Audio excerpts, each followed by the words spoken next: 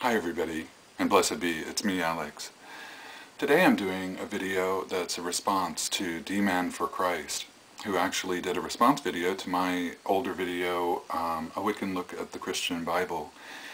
And first of all, I just wanted to thank you, Dmann, for your response, and even though I feel really confident that we disagree fundamentally on our worldviews and probably just about everything that we believe, I do appreciate your response, and I always welcome interfaith dialogue because, as I've said many times before, I think that it's important for people from various traditions to share their beliefs and what they do and how they find connection with deity.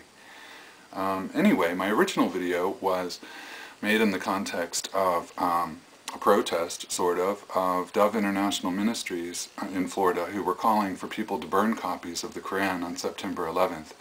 And my point was that I think it's inappropriate and wrong to burn copies of people's holy books or to inflame that kind of violent sentiment in the world by burning something that people hold to be holy. I think it's much more edifying on all sides to enter into dialogue and to find peaceful and to find solutions that work for everyone on every side. Because I think when we dialogue that way, I think we find that we all have a lot more in common than we have different. And even the differences between us, I think that those are important too, and that we often learn things by thinking about differences and by interacting with people who believe and practice differently than we do.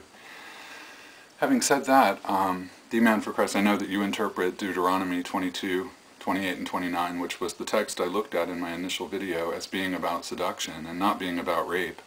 I still think the text is dealing with rape, and I did some further research actually, and I found that there were people out there, Christian scholars, who agree with you and who think that the text is actually talking about seduction and not rape. But there were a significant number of Christian scholars who believed that my interpretation was valid. So I guess it depends on which side you want to look at it from.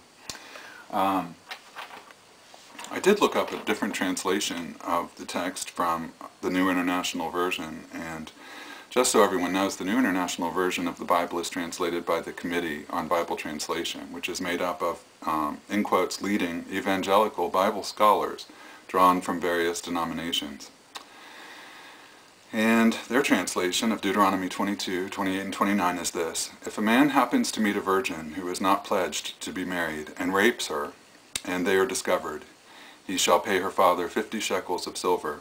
He must marry the young woman, for he has violated her. He can never divorce her as long as he lives. End of quotes. So yeah, there are leading scholars out there who interpret the text, looking at the original language exactly the way that I interpreted it when I was looking at it in the Revised Standard Version. All of that aside, I had initially said that I might do a series of videos looking at the Christian Bible and maybe at other religious texts too from a pagan perspective, and I decided not to do that. I just don't really find biblical exegesis and interpretation interesting at this point, and here was my point about that particular video. Coming from a pagan perspective, I believe that, and I speak for myself in this, but I believe that most pagans would agree with me. I believe that our experience of the divine is what's important, and not creedal unity or doctrinal purity or any of that kind of thing. I think that for me, and in pagan religion, we learn that we can trust our own experiences of the divine, and we can trust ourselves to discover the truth, and we can trust the connection that we have with the divine through our own religion and our own practices. And in that context, we don't have a revealed scripture. We don't believe that the divine can be communicated or confined to human language or to a book. We believe that it's only through experience of the divine in the natural world and in the cycles of nature that we can really find connection. That's not to deny that you or other Christians or members of other religions don't have valid connections with the divine in their own right. We honor that, and we don't try to convert people to our way of thinking. But it is an interesting difference of opinion between religious traditions. There were a few other points I wanted to address too.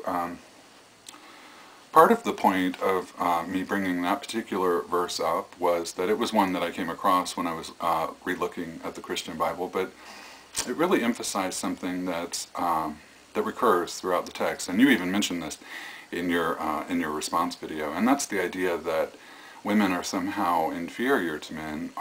You didn't say inferior, but you did say that man was placed over women in the family hierarchy. I think that was how you phrased it, because Adam was created first in your mythology, and Eve was created second.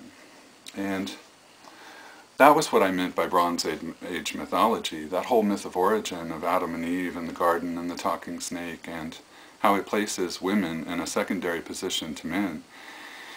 And that was very characteristic of Bronze Age mythology, when patriarchy was really taking hold of the world and codifying and putting into texts and laws and into cultures the idea that women had to be suppressed and treated like property.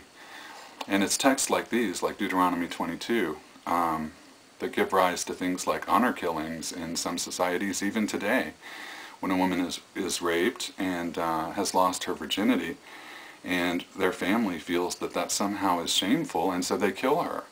And it's those kinds of things that I oppose, because I feel, and speaking from the perspective of God as religion, I believe that women are completely equal human beings and have equal human dignity and have completely the same human rights as men. And I'm committed to the idea that women can own their sexuality in the same way that men can, and can make decisions on their own without men guiding them or holding them down or suppressing them. So that's my point, and that was my point in making the video. And I know there's a lot of Christians who agree with me on that too, that women are completely equal. There was another point. Oh yeah, I've never claimed that Wicca is 6,000 or 5,000 years old. Wicca emerged in the early 20th century. And oftentimes Wicca and pagan religions, modern pagan religions, are referred to as the old religion or the old ways, and they do embody a lot of the old traditions and practices of pre-Christian Europe. But I don't believe that Wicca existed in its current form before the 20th century, and I've never met a Wiccan who believes that, so anyway, I just wanted to throw that out there. So that you knew that we don't claim that Wicca is 6,000 years old.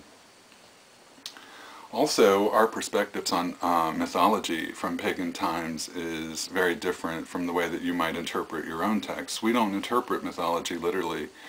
Oftentimes we look at mythology from patriarchal time periods and pagan cultures, and sometimes they tell the story of the suppression of women, and we certainly don't apply that today, and that certainly isn't the role of mythology for us as we practice paganism in its current forms. So I just wanted to point that out, and I think that was it. Oh, there was one other point where you were talking about the Old Covenant and keeping the bloodlines clean. That was another thing about the Jewish and Christian scriptures that I find profoundly disturbing, was the inherent, not only the inherent misogyny in the text, but also the inherent racism, and how that, why would an infinite creator create multiple races upon the earth and choose one of them to keep the bloodlines pure for the manifestation of the Christ? I feel like in choosing one race, that is specifically rejecting all the others, and I don't feel that that's consistent with divine truth. So that was another thing I objected to, but I wanted to address that here, and yeah, so that's it. My stance is that women are human beings with complete human dignity and with the same human rights as men. And I'm sorry if that offends you, but I believe that to be the truth, and I think that it should be apparent to everyone at this stage in the game. Anyway, I hope everyone's having a wonderful day, and may we look forward to a day when we are free of sexism, homophobia, racism, and any other form of hatred and prejudice. Blessed be, and peace.